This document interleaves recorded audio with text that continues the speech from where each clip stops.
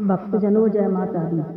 हम आपके लिए मकर संक्रांति से सुनने वाली कहानियाँ, यमराज की कहानी और धर्मराज की कहानी, दोनों कहानियाँ एक साथ उद्यापन विधि सहित लेकर आए हैं। यमराज की कहानी। यमुना बहन और यमराज भैया थे। यमराज अपनी बहन से बोले, बहन तुम कुछ मांग लो। बहन बोली, भैया मैं जो मांगूंगी वह तुमको देना पड़ेगा। हाँ बहन दूंगा।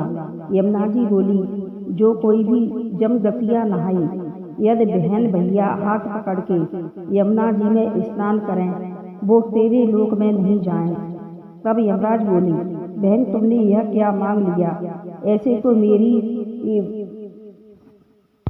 यमपुरी खाली हो जाएगी। पर बहन तुमने मांगा तो मैंने दिया। जो कोई इस कहानी को सुनेगा वह तेरे लोक को नहीं जाएगा।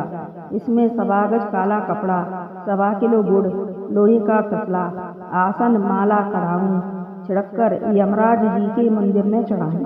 अगर यमराज जी का मंदिर न हो तो मार्कंडेश्वर जी के मंदिर में चढ़ाएं। कहानी धर्मराज जी की। एक राजा की बेटी थी। उसने धर्म पुण्य बहुत किए। उसने धर्मराज की कहानी नहीं सुनी। वह भगवान के यहाँ पहुंची। भगवान ने आज्ञा दी कि इसे नरक में पहुंचाओ। वह बोली, मैंने तो धर्म पुण्य बहुत किया है, मुझे नरक में क्यों पहुंचाओ? भगवान बोले, तुमने धर्मराज जी की कहानी नहीं सुनी है। बेटी बोली, मैं तो जानती नहीं हूँ कि धर्मराज जी की कहानी क्या होती है। इसमें बांस की डलिया, बांस का डंडा, पीला कपड़ा, आसन, माला, कड़ाहू, चांदी या सोने के धर्मराज बनवा कर मंदिर में छिड़क कर दें। राजा की बेटी बोली, भगवान मुझे 1 साल की मोहलत दे दो, मैं धर्मराज जी की कहानी सुनाऊंगी। भगवान ने 1 साल की मोहलत दे दी। बेटी पृथ्वी पर आ गई। अब तो वह सबसे कहने लगी, कोई मेरी कहानी का हुक्का दे दो, कोई मेरी कहानी का हुक्का दे दो। किसी ने उसकी कहानी का हुक्का नहीं दिया। एक सोना नाम की धोबिन भूखी प्यासी पड़ी थी। उससे कही, मेरी कहानी का हुक्का दे दो। उसने कहानी का हुक्का दे दिया। बेटी ने 1 साल तक कहानी सुनी। बांस की डलिया, बांस का डंडा, पीला कपड़ा, 5.25 किलो चने की दाल, आसन, माला, कड़ाहू, सोने का या चांदी के धर्मराज बनवा कर मंदिर में छिड़क कर दिए। स्वर्ग से विमान आया।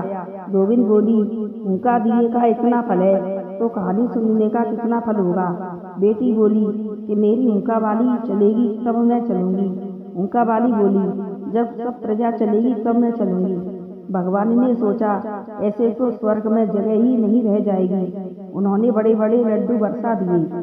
जिन्हें लड्डू की भावना थी वे तो नीचे रह गए, जिन्हें स्वर्ग की भावना थी वे वैकुंठ को चले गए। जैसे उन्हें वैकुंठ मिला वैसे ही सबको मिले। बोलो भगवान धर्मराज जी की जय। यह धर्मराज की कहानी का सामान। अगर धर्मराज जी का मंदिर न हो तो भगवान लक्ष्मी नारायण जी के मंदिर में चढ़ा दें। भक्तजनों, आप सभी को हमारी यह कहानियाँ पसंद आई हो तो हमारे चैनल को लाइक, शेयर और सब्सक्राइब करें।